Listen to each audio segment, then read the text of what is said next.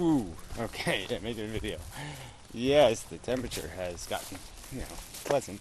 Um, I mean, it's still 90 or whatever, but I mean, it's just gotten very pleasant. Breeze, you can just feel it in the air. It's changing. Something's happening. Anyway, it's irrelevant to you. It just is. You can sort of breathe. I mean, the air has airness to it again. Yes, I can tell there's air now. Anyway, it doesn't just suffocate you. So anyway, I don't really have a subject, so that's why the long, babbly beginning. Just little notes. In some of the pool videos, you might notice my toenails are really cruddy.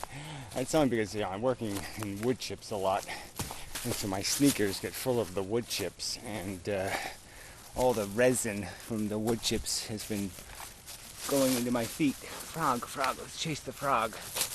Where'd you go, little froggy? There he is. Ooh, boy, he's a real jumper. This is a woodland frog. I hope I got him in there. Somewhere close, maybe, possibly, I don't know. Hard to see what's in the camera. Where the hell is he in there? I don't know. There, should be in there now. Oh, there he is. Okay. Pretty cool. You don't see him too often because it's, it's a frog and there's no water. It's pretty cool. Anyway, so, what's another thing I wanted to mention? Oh yeah, Piro, he's been doing these really highly technical videos about his, whatever, tile stuff. It's just kind of funny. Because I sort of, they're watchable if you didn't do the audio spam. I could actually watch them. But anyway, so I was thinking the whole technical issue, on my, the indexing thing that indexes videos.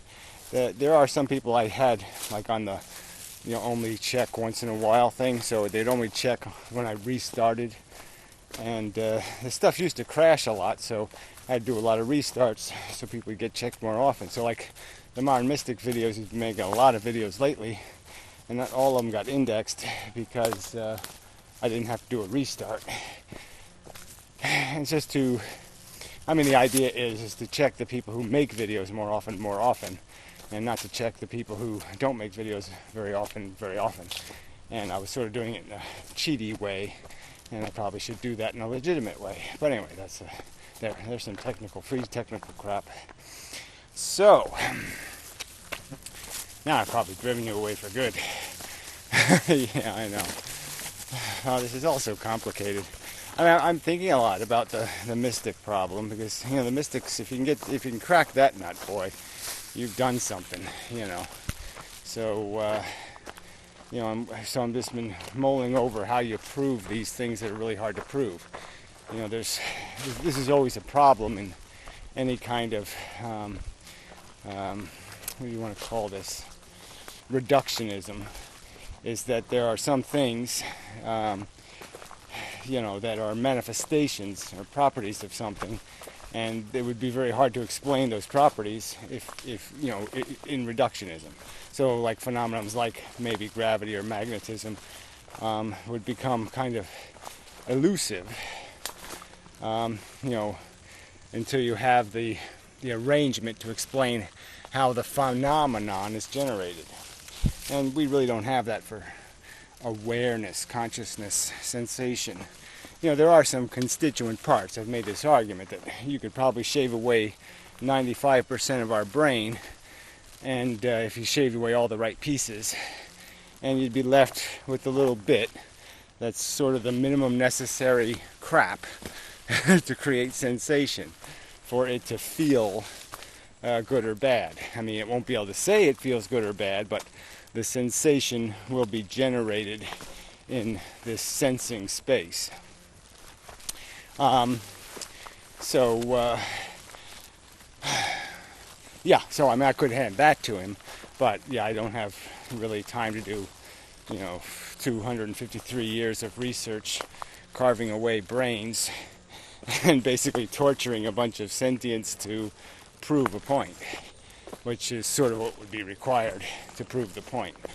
And it wouldn't probably prove anything to him anyway, because he'd still say well, what's making the ticker tick, or some kind of bullshit like that. So things that fall into this category of, well, it doesn't matter. I mean, all matter falls into this category. So he's just going to discount properties that aren't material. So it's not a material property. It's not made out of energy directly, like you can quantify the energy. You're out of luck here. He's not going to let you claim it exists, or something like that anyway. But anyway, so I mean, it's a small argument. I shouldn't have to probably make it to most of the human race. Most nihilists don't become nihilists because they abolish the idea that sentient creatures are sentient and that sentience is important, because I think they would say, yes, their own comfort is important. They would pay lots of money to feel good and lots of money not to feel bad and all that kind of crap. So there wouldn't be any dispute about the actuality of the importance of sentient states of being, and the fact that they do have a qualitative positive or negative state. So now we're moving, sort of getting back to the mathematical question of worth, and that's probably something I'm going to work on. Yeah, so this is sort of another video previewing my thoughts and where I'm heading, but not detailing the specifics. How you doing? So I got to work on that. Distraction. Yeah. So worth. So how do we portion this idea of worth? How do we contextualize experience? How much of it get caught up in what is basically just propaganda? Nothing real. Hey, little pup, you better get going. You're going to be left behind forever. Maybe, possibly. Anyway, and how much of it just gets caught up in ego and bravado and defending one's life and all this kind of stuff. And you always get those people too. Life doesn't have to justify itself. People don't have to justify themselves. I didn't really understand that one entirely. What's her name? Little Barquito or whatever. Naomi. She made some comments on a video that I really didn't understand either. Other people didn't understand her either. I don't know whether it was just a disagreement or a real disagreement or just a word disagreement. The kind of argument that having babies doesn't need justification or something like that. And I didn't really get what she was saying there at all. Everything we do needs justification. I mean, whether people provide it or not, it's another issue. Whether we socially require it or not is another issue. But the fact that it should be justified, duh. You're going to implicate others. You should have a justification for that implication. And the justification shouldn't be something lame like, nature gave me one. That's like a Tyrannosaurus just saying, I have a lot of teeth, I might as well use them. That wouldn't be an explanation of why it was necessary at all. Why you couldn't, have a tasty cake instead of biting somebody's head off. So, I mean, justification is an important word. So, but that's obviously tied to this worth thing. These are value concepts, sort of. Worth obviously is. Justification is yes, so, no, so, maybe so. Usually you're not going to demand a justification unless something of value is at stake. So I guess that would be the connection. So we're heading with this. So anyway, again, I'm just sort of previewing where I'm heading in terms of trying to come up with statements, qualifications. And so the real problem with the conversation is all the emotionalism, the fact that people's focus is distorted and perverted, that they're putting way too much emphasis on the grand importance of their achieved, actualized goals of nonsense and way too little importance on the social cost and all that kind of crap. So, I might compare it to people defending Lamborghinis or something, or mansion houses or yachts. It's just silly to defend that shit. The world can function just fine without any of that crap. It's a tiny minority of the human race that needs that crap, or can even derive any pleasure from it. And it just creates a bunch of waste labor that could be diverted to some productive cause for which we would all benefit. And these are all simple things, but yeah, it's even like when you have to get into economics, how hard it is to get people to understand these simple dynamics in economics. And here I'm talking about the biggest economics there is, the real economics of value exchanges. And people don't understand the simple economics, that there is such a thing as wasted work. There is. And when it's wasted, it's important. It's not unimportant, it's very important. We all pay for that in a way. The productive workers are the ones paying everybody else's salary. And that's just the truth of the world. And what you want to do is make every worker a productive worker. You don't want to have any waste labor to maximize how much comfort we derive from life for how much sacrifice of work we have to do. So when labor is wasted, the quality of our life, everyone's life, is diminished. That's just the truth of economics. And it's the truth of this bigger game of value exchanges that we're playing, that the sentient economics. There's an awful lot of pyramid building going on here, an awful lot of frivolous, wasteful human activities that are consuming gigantic, huge values, imposing hard, miserable sufferings for this silly, trivial nonsense. You could just say, there's lots of things to poke at with sports, and I've done it. But even just, if you just add up the cost of football, American football, in terms of how many children are paralyzed, and just take that,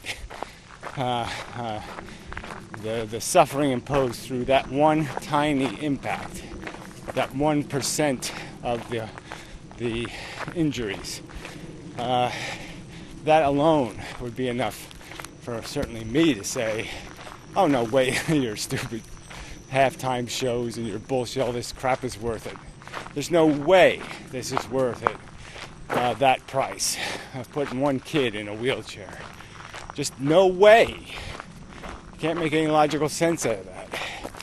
But yeah, how do I prove that that's the rational way to see it? How do I prove that statement? And that requires this whole contextual argument where we relatively apply judgment and understand the relative position of these different states of being, and how easily it is to migrate a psychology from one position to another position.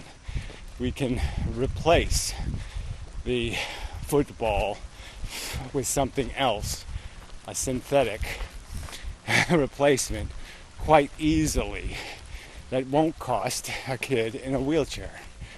And that simple truth makes having to appreciate the kid in the wheelchair entirely not even necessary, just because of the ease of the changing of the dimension or definition of good fun. How easily that can be done.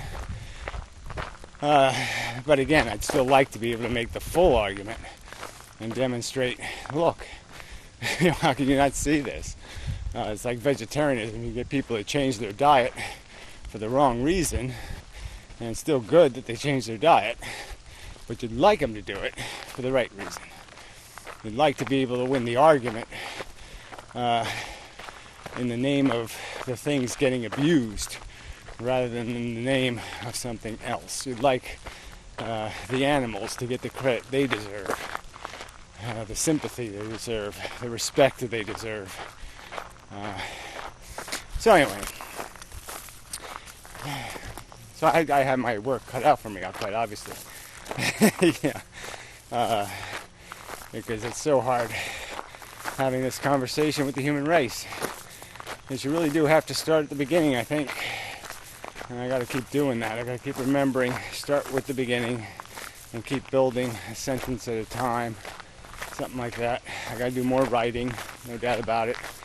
Got to emphasize the key words, the key concepts, keep them always in the plane of focus, so the conversation doesn't get lost and we don't lose sight of what's really going on, what the game is we're really playing, and make the argument.